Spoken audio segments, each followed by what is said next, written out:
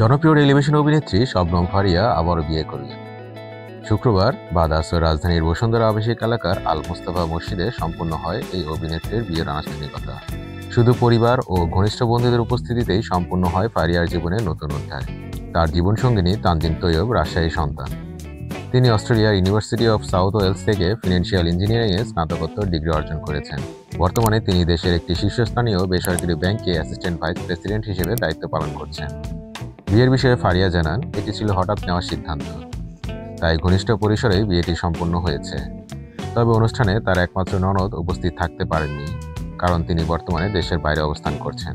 ফারিয়া আরও জানান, পরবর্তীতে আত্মীয় স্বজন, সহকর্মী ও কাছের মানুষদের নিয়ে একটি সংবর্ধনা আয়োজন করার পরিকল্পনা রয়েছে।